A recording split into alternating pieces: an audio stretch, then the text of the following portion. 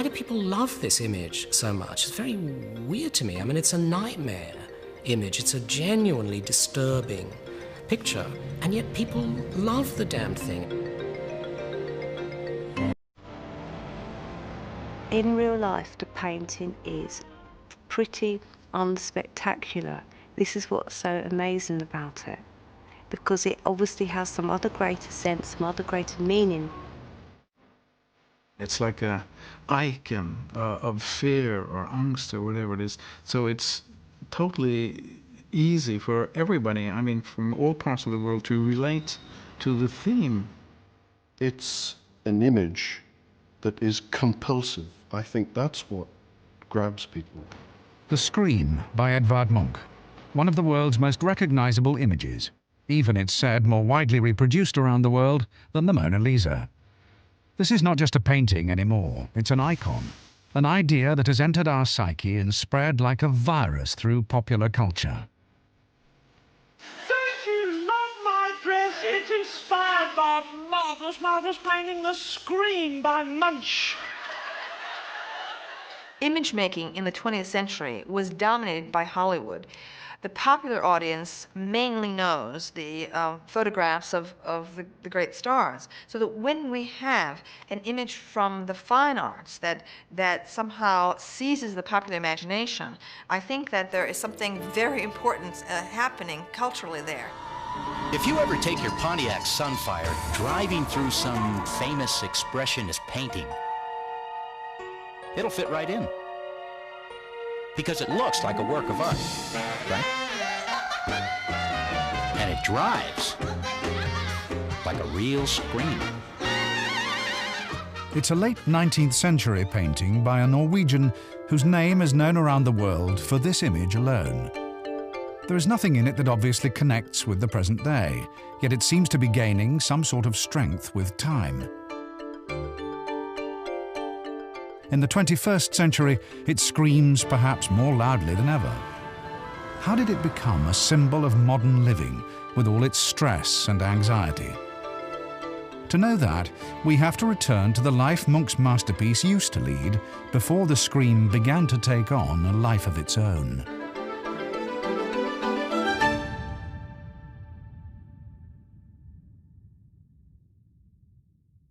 There are 105 versions of The Scream.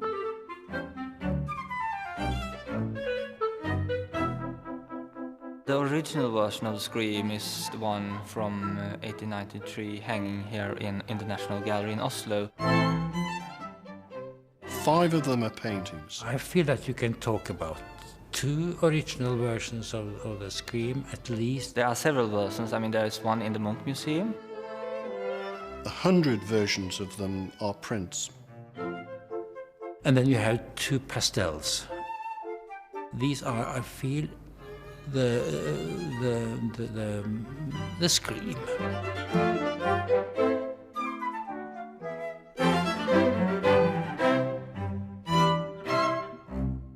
Our version of The Scream is, well, it's so sketchy, it must be the original one.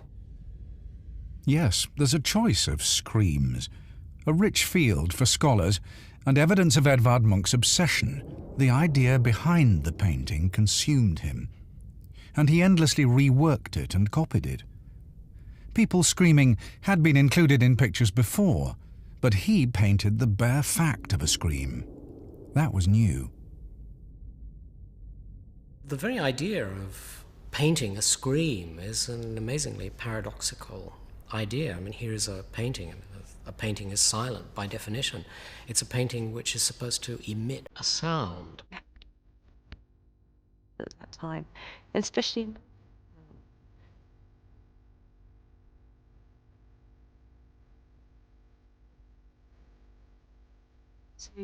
you know, the year 2001. But who or what is screaming? At first sight, a silly question. Surely it's a tortured figure crying out in anguish. But that wasn't the notion that obsessed Munch.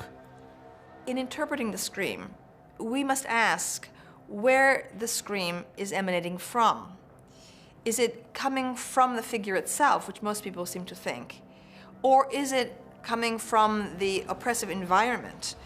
Therefore, the figure is paralyzed. Part of the horror of the scene is the enormity of the pain and the lack of ability to, in fact, express the intensity of the internal state.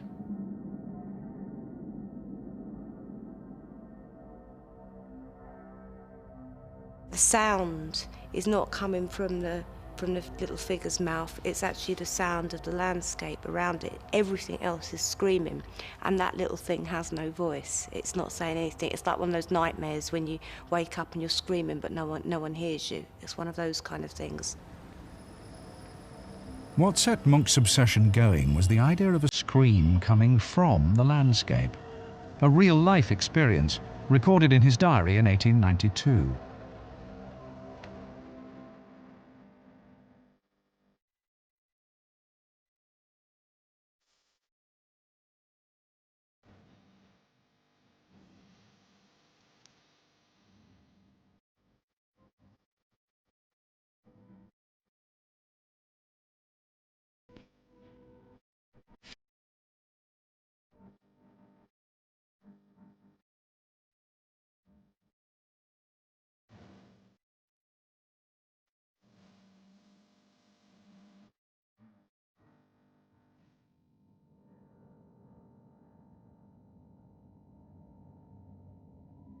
In recreating that feeling, Munch places it at the very spot where he experienced it.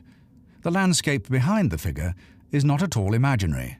It's the actual site in Oslo, then known as Christiania, where that terrible feeling overtook him. In fact, the background landscape is loaded with meaning. For one thing, this is a famous spot in Oslo, the traditional vantage point for artists to portray the city.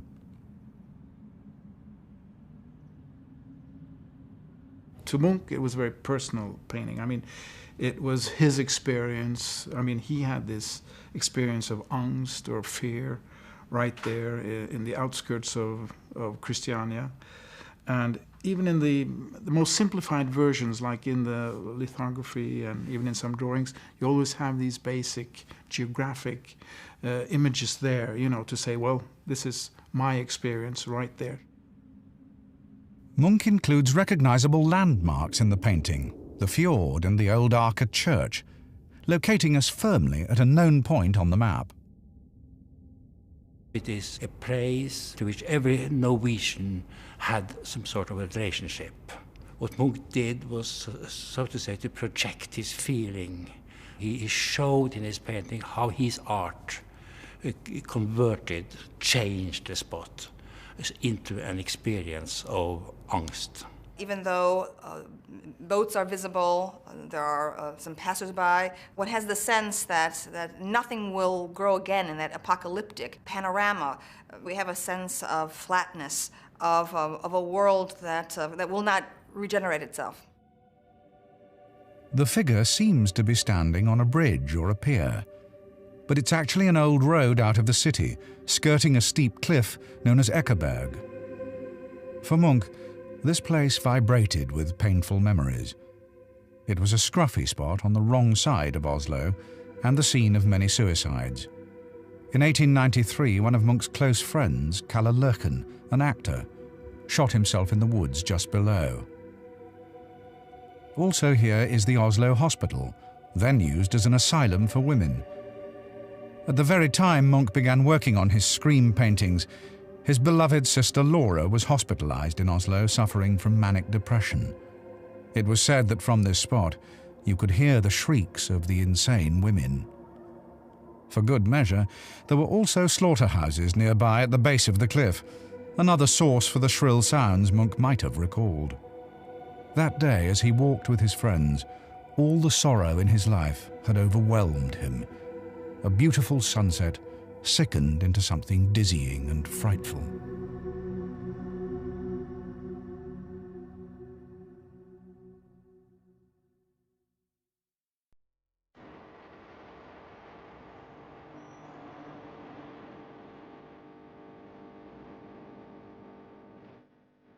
Munch was only 29 when he painted the Scream, but he was already burdened with tragedy and loss.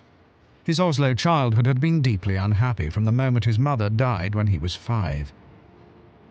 His father terrorized the 5 children, taking every word of the Bible as literal truth, and convincing his offspring that any misbehavior condemned them to everlasting flames. Sickness and insanity and death were the black angels that hovered over my cradle, and have since followed me throughout my life.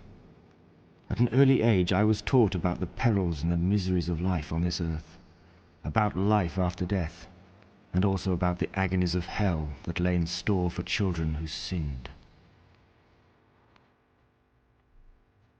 Munch survived, but he saw his sisters and brother slowly deteriorate around him. His favourite sister, Sophie, died when he was 14, and Laura was diagnosed with melancholia. Munch himself suffered prolonged bouts of sickness and depression bordering on mental illness.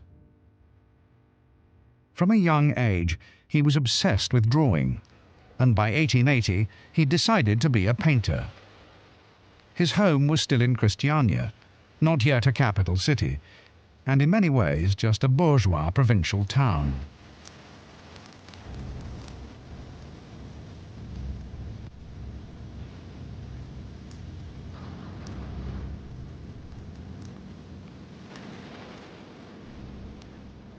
Well, it was a very, very puritanical society. It was Lutheran and rather severe. But against that, you had a developing bohemian group led by the novelist Hans Jaeger. And he had proclaimed a commandment to the young artists, poets, novelists, that you should write your own life. And they pretty well took that as gospel. Munch threw himself into the dissolute life of the Christiania artists, although never quite joining in with Hans Jaeger's revolutionary ideas of free love. The experimental relationships Jaeger encouraged meant that various love triangles existed within the group. Munch himself was involved with a married woman, Millie Thaulow. It was his first big love affair, but Munch was continually racked by guilt and jealousy. The anguish of the affair became an essential part of his paintings. In the work Evening on Karl Johan, painted just a year before The Scream, the lone figure on the right represents Munch roaming the streets of Oslo, hoping to catch a glimpse of Millie Thaulow. The swarming Oslo bourgeoisie, with their staring faces, are indifferent to him. His relationship with Millie Thaulow ended bitterly when she took up with someone else, leaving Munch heartbroken.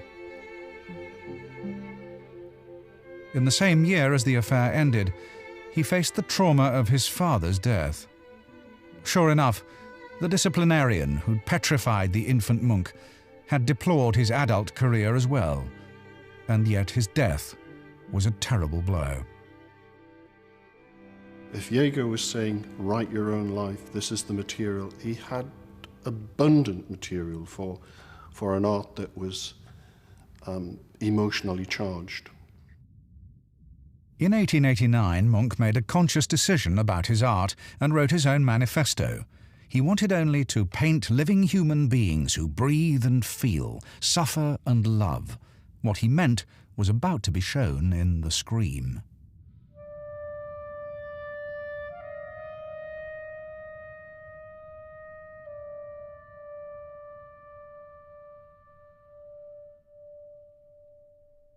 The idea emerges slowly, taking shape through a number of sketches and paintings of an emptier world.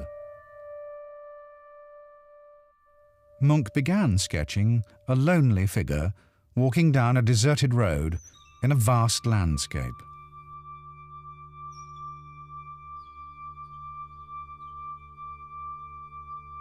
In another sketch, the isolated figure appears wearing a top hat and leaning over railings looking out at the water and a single ship. This is the scene described by Munch in his diary of 1892. I think a lot of people assume that it was done in a state of seizure. You know, that they take his statement at face value. I was walking along a bridge. I had this terrible sensation of a cry resounding through the whole of nature. I mean, he may have had that, but the painting was made quite professionally. It took about 3 years in the development. The figure looking over the railings was itself reworked, eventually in a painting now known as Despair.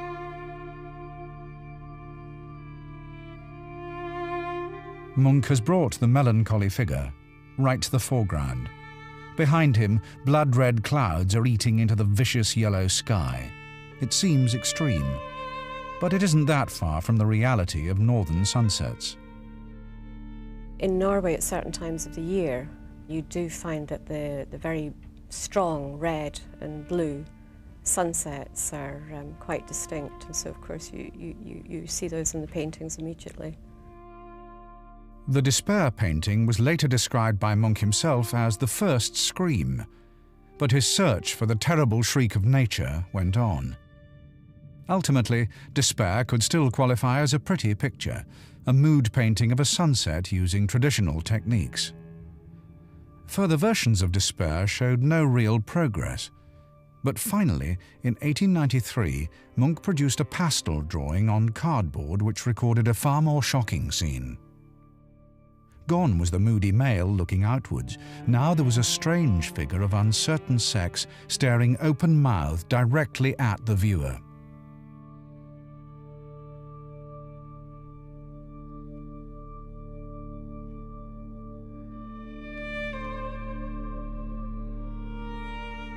In the final composition, done with oils and pastels, this figure is even less human and twists like a worm in the curves of the landscape.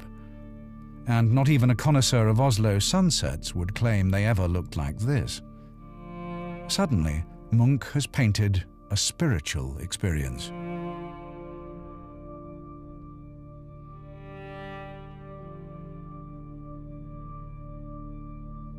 I call it a kind of a psychic self-portrait, you see. Not what he really looks like in the mirror, but how he feels inside, you know, in his mind, in his body. So totally changed. But I mean, he's found a so universal image for this type of feeling. Munch had struggled for years to find his own personal style of painting. In Paris, some years before, he'd experimented with Impressionism. In this painting, Rue Lafayette, we see the familiar man in a top hat leaning over a railing. But this style suited neither Munch's ideas nor his character. But during his stay in Paris, there may have been another influence on him, an exhibit in a museum that came from South America. A Peruvian mummy, preserved in the fetal position, its hands clasped to its head. A fascinating exhibit, but to a visitor as intense as Munch, perhaps much more. He was not the cultured, nice, elegant Frenchman. He was a more brutal Norwegian. So we had to do this in a different way. And I think that for him it was very important to find a way to break, of course, to find what he wanted in this art, but to break away.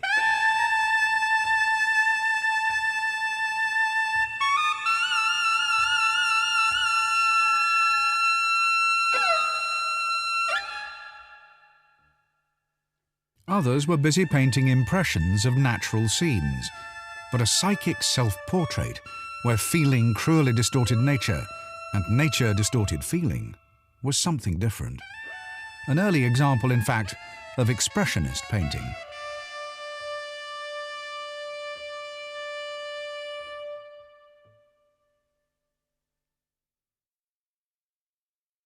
It's expressionistic because it wants to express this pain and anguish, which is behind the surface. An impressionist picture would have allowed the mystery to remain in the depths of the canvas, behind the clouds. An expressionist picture has to force the pain and anguish out into the external world. He developed this wonderful anti-naturalistic aesthetic, and used that expressively to state psychic moods.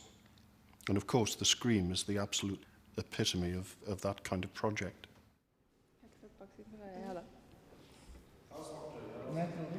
Technically, the scream is not imposing.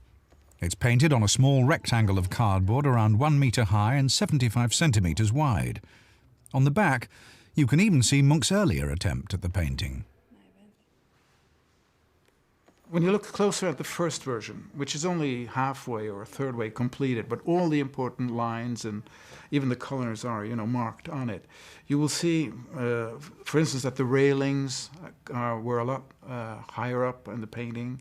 The figure was also more centralized, higher up.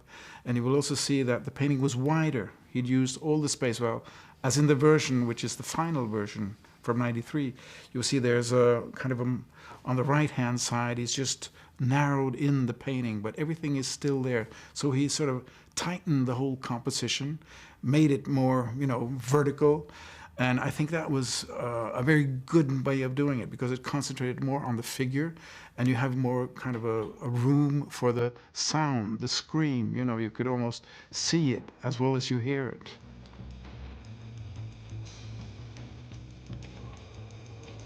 The signs of a technical struggle can still be seen.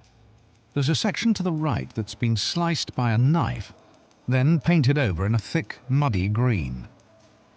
To increase the violent perspective of the foreground by narrowing the painting, Munch created a crude brown edging at the right-hand side. Then he had second thought and tried to remove the artificial frame, but changed his mind again. In the fjord and the harbour, a badly matching blue has been dabbed across another mistake, presumably to cover some damage or second thoughts. There are even globules of candle wax splattered in the bottom right corner. Munch liked to age his paintings by leaving them outdoors exposed to the weather. He probably didn't do this to the screen, but the painting has been carelessly treated over the years. There's even a line of graffiti in the bold strokes of the sky. Whether the artist did this, or whether it was some disgruntled art lover, is still not known for sure.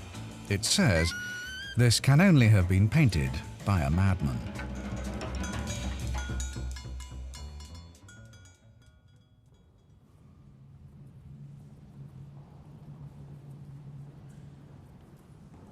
Munch himself didn't expect such concentration on a single image. He felt his paintings had far greater meaning when they were seen alongside each other. That way, he could see the familiar themes of love and death repeating themselves, like the variations within a symphony.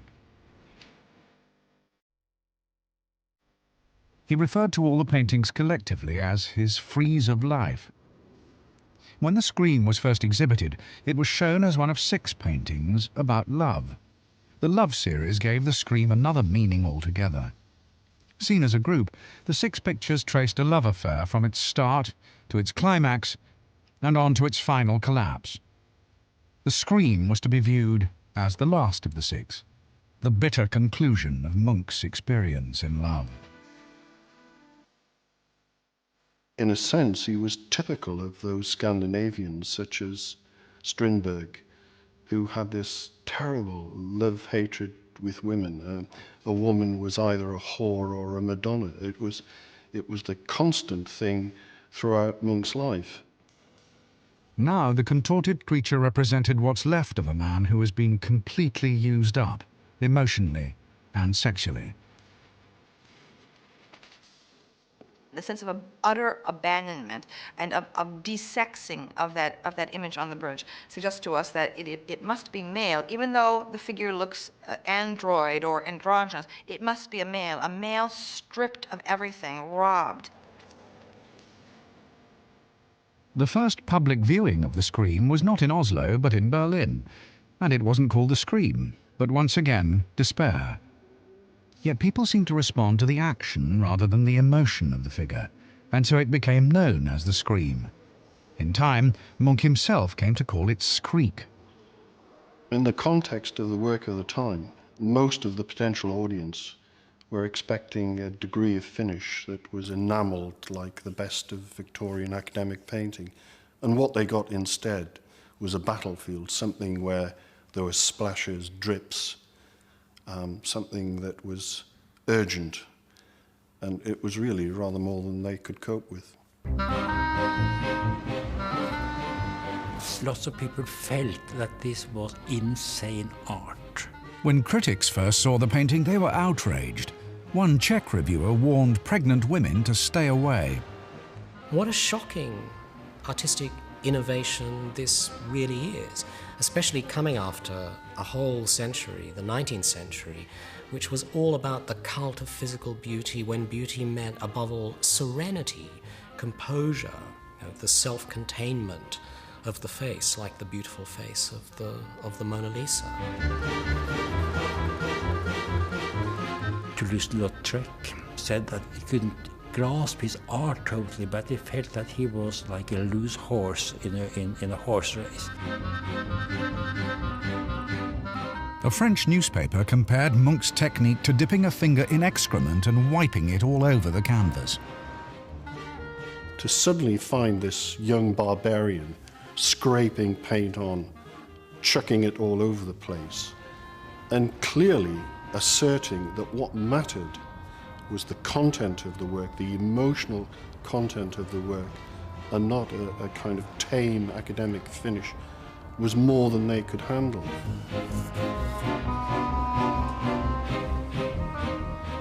In fact, the public turned out to be more open-minded than the art establishment.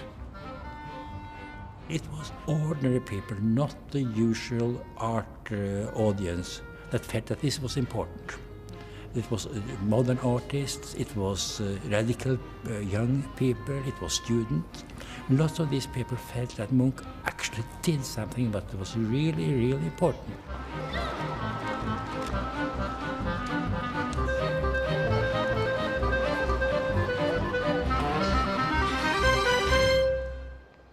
Munch had painted his Scream, but he was still obsessed.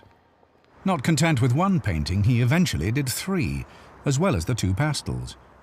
On display in Oslo are the version held at the National Gallery and another at the Munch Museum. The Munch Museum's version of Scream are much more rougher painted, more direct, this is more aggressive. And this is the case with lots of Munch's motifs. He painted very often 2, 3, 4 versions at the same time. The date of this version is disputed. Some believe that this is the original, but others date it as much as 25 years later. Another theory is that Munch painted it to replace the 1893 version, which he'd sold to a private collector. He always insisted that he was giving a further refinement to the same feelings that he'd experienced originally. It was never bread and butter hackwork. He called them his children. He hated to part with them. So there was nothing businesslike and cynical about it. Quite a number of pieces were damaged in fires, floods and whatever. Then he repainted it so that he kept going back to those original themes and redeveloping the images as if to keep them around him, perhaps as a source of inspiration or reference.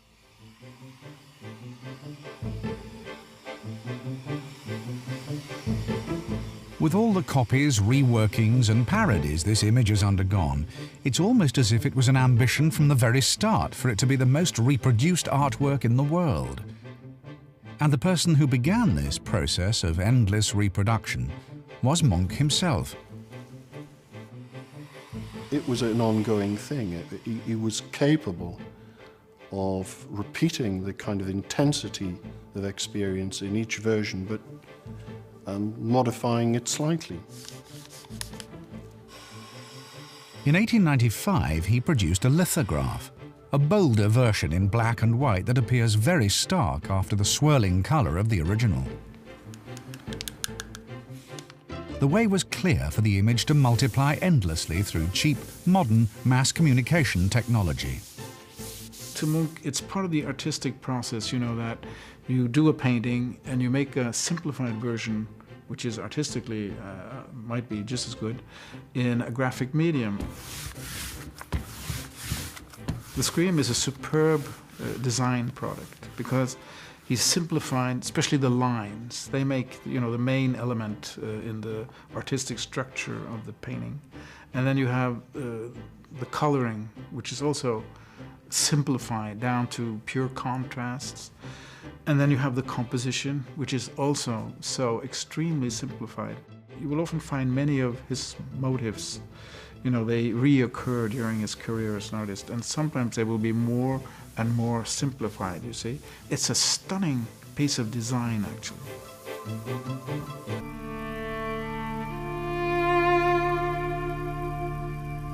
Had severed his relations with the Norwegian art establishment and was determined to go it alone. He wasn't a prophet in his own land, that's the sum of it. Years of strained love affairs, paranoid delusions and alcoholism took their toll. In 1908, Munch suffered a nervous breakdown. He committed himself to a clinic in Copenhagen and subjected himself to the new electric shock therapy. Emerging from the asylum 8 months later, Munch was a much changed man, a teetotaler, a withdrawn country dweller, and a mild man whose art explored the fertility of nature in new, lighter colours.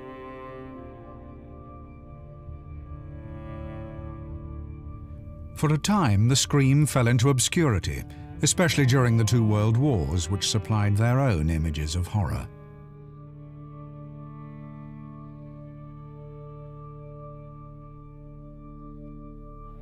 Germany was the country where Munch had achieved much of his artistic success, but in 1937 the Nazis removed all of Munch's paintings from German galleries and branded his art degenerate. For Munch, this was like losing his adopted fatherland.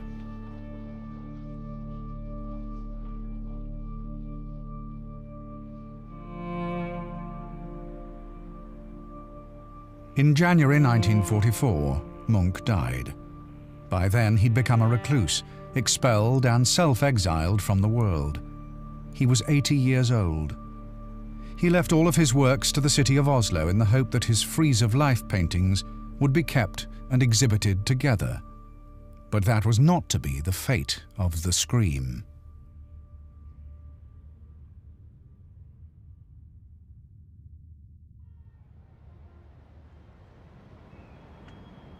It had always been an image before its time.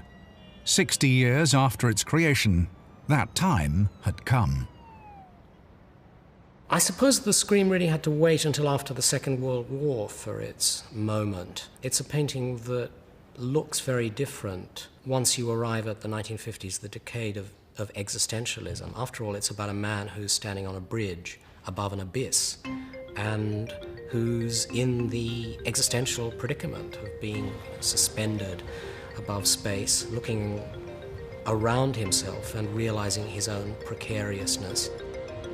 Now the Scream had new meaning for a new audience. In a post-war world, when nuclear calamity might indeed fill the sky with bilious colours, it seemed to sum up the depravity of 20th century man. In 1961, Time magazine took it up for the cover of its Guilt and Anxiety edition. Suddenly, it was in step with the modern world.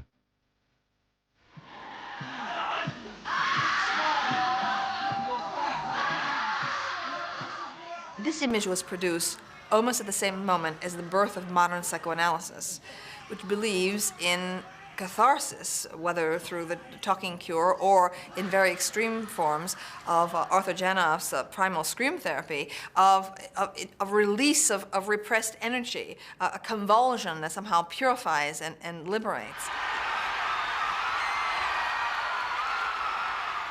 With primal screaming in fashion, in psychotherapy, and with everyone screaming and raving and raging and dancing to music which was louder and fuller of sexual screaming than anything that had ever been heard before. Screaming had just become a kind of normative way of expressing yourself.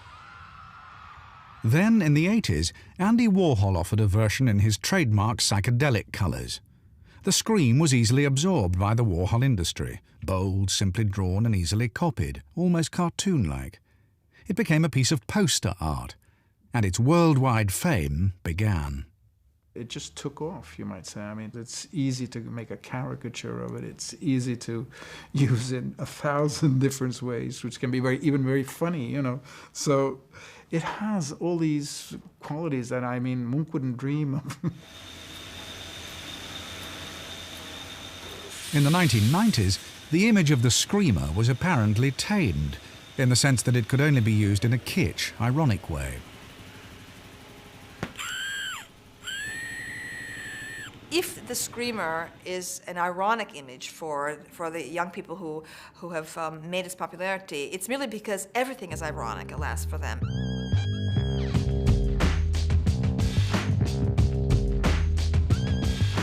Everything is appropriated, a quotation from the past, recycled, and that indeed is part of the desert of the white middle class young person today. All the intellect and all the talent and all the education and all the material advantages have not changed their inner sense of nullity.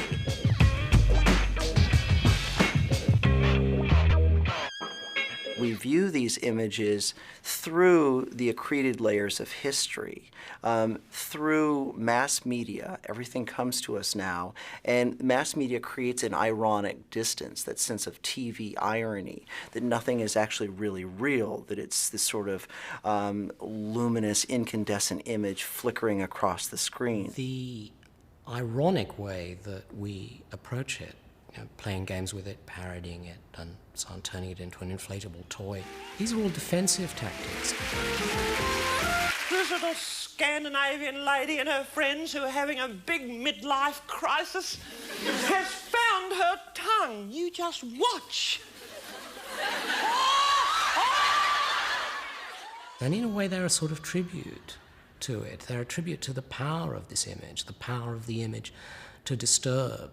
You know, people would sooner not look at it because it's actually very uncomfortable to contemplate. Can we ever see the Scream in this kind of naive, innocent way as people first saw it in Munch's day, or as Munch himself first saw it when the last brushstroke was dry? And the sad answer is, I don't think we can. And I think that's the epitaph of the age of mechanical reproduction, you know, whether it's the birth of the daguerreotype or the arrival of the chromolithograph, or, you know, all the other processes of mass reproduction that give us the 20th century. There's this stripping away of aura.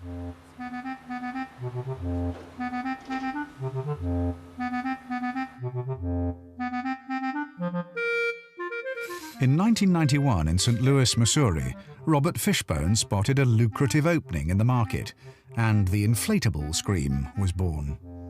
Similar products, say of the last 10, 20 years, have been the smiley face, you know, have a nice day, the alien imagery, you know, these simple faces. Well, people get a lot of information by looking at a face. Emblazoned on T-shirts and cushions as an expression of mock horror, it has now been cut out of its original setting. The most misrepresenting thing that we've done to it is to take the figure out and forget about the landscape. And it really is, and in doing so, we've lost access to its main meaning, which is in the relationship between the physical, the figure and the landscape. Half of the Scream inflatables we've sold have been to people who have no idea there's even a painting called the Scream. There seems to be something in the anxiety, the I have, you know, I've hit the end of the road, I don't know what to do, I'm freaking out, help me here, please, that everybody experiences, whether it's Monday morning, your relationship is falling apart, you can't stand your job anymore, you don't like your neighbor, you don't like your spouse, that it turns it into a humorous outlet. People really relate to it.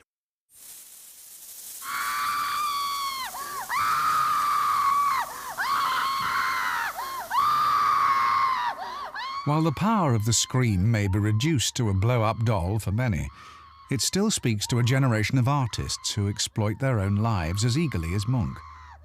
In 1998, Tracy Emin went to Norway to produce her own interpretation of the Scream.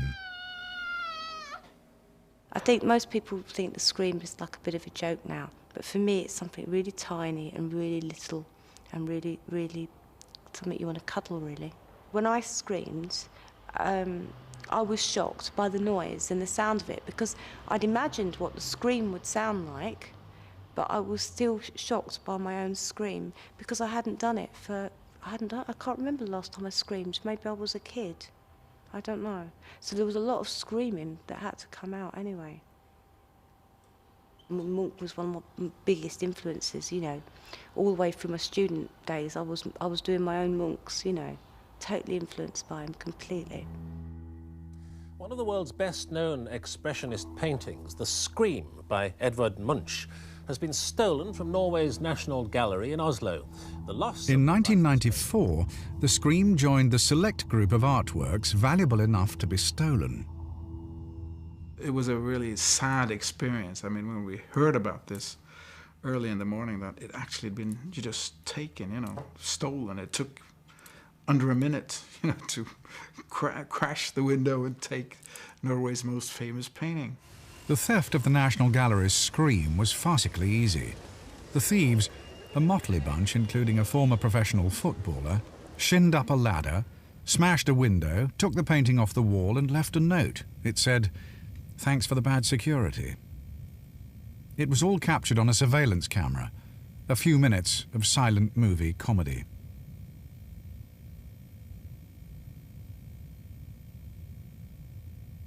The public, they responded in many different ways. Some were very sad. Some said, well, it wasn't really a good painting, you know, as a painting, because it was so crudely made, you know, so who cares? We can have the reproduction, it's just as good. Some said. Other people, the first day after it was stolen, you know, there was nothing there on the wall, but there was an enormous amount of people coming just to see the empty space, you know. And I've always wondered, what were they really seeing? They probably saw the Scream, you know, in some ways. After a while, a poster reproduction was hung in the empty space with the word "stolen" written underneath. People still came to see the poster, and some visitors, mainly Japanese, prayed at the spot for the original's safe return. As news of the crime spread around the world, Scotland Yard detectives offered to help. I was intrigued because everybody naturally assumed that it had gone out of the country, and I really did believe that it hadn't, and it was one that I really thought we could help with. By the time Scotland Yard got involved, the Norwegian government had declared they wouldn't pay any ransom. So John Butler and his team came up with an artful scam. Undercover officers posed as representatives of the Getty Museum in America, willing to buy the painting back. We took £500,000 in used notes over there, and the idea was to show at the earliest possible opportunity our intent by showing them the money. There's an interesting point in the negotiations that our undercover team had with the bad guys, when one of them said if we don't do the deal that they were going to eat the painting, shit it out and then send it to the Ministry of Culture, which rather shows that they weren't really bothered about it and were quite prepared to destroy it if they didn't get what they want. Fortunately, the Scream was not digested. After several days of negotiations, the painting was handed over in a hotel bedroom in Askerstrand to the undercover detective. The thieves were caught red-handed, and the picture returned to the gallery. Newspapers speculated that the painting was now insured for £46 million. I didn't like the painting originally when I saw it in photographs and so on, but when I saw it up close in the museum, it's got enormous power, and it really does say something to you. And for that reason alone, I'm glad that it was recovered. The important upshot was that the National Gallery painting had been validated as the version of the Scream. After the theft, visitor numbers shot up. Something like 300,000 people come to the National Gallery every year, and most of them come to see the Scream, but they also look at other parts of the collection. But some tourists, particularly those who travel in groups, Japanese, Americans, they go straight to the Munch Hall and straight to the Scream. That's what they're coming for. We are seeing the process of canon formation in action. there is this idea abroad in cultural studies programs that canons, that is the list of important artworks through history, are imposed by an elite, a power structure that simply means to preserve its own power. Well, here we see, in the case of the Scream, that there was no one above doing this, that there was that it was truly from below, that the people themselves were finding in this image a kind of vibe, as we would have said in the 60s, with their own inner angst. And therefore the Scream, a fairly obscure image from a century past, has entered into the mainstream of images seen by literally millions of young people, whether they know what it is or not. It's a long journey from a Norwegian fjord to global fame. But has the Scream now reached the end of its useful life? Is it now bankrupt, used up, wrung dry? Where does it go now it's been seen and heard everywhere? Like all such icons, it's unfortunately the victim of its own popularity, and its popularity has deconsecrated it, rid it of power. I would argue that these images are retired to a kind of a cultural memory bank and there to languish a while until they're needed again. And I have every confidence that at turns of the century or by orders of magnitude, when the angst is really ratcheted up, this sort of campy, ironic, hysterical, oh, get over it face of the screamer will rise again to kind of flit across our mental skies for a few moments. I think really the future for the Scream, for the real painting, is it should go travelling. It should go on a tour of the world, and it will become even more weighty and even more valuable. And the fact when people see it for real, they'll see that it's a tiny treasure, not this big inflated cartoon commercial idea that has been put across in the last, say, 15 or 20 years. That is something more truthful and honest with some integrity.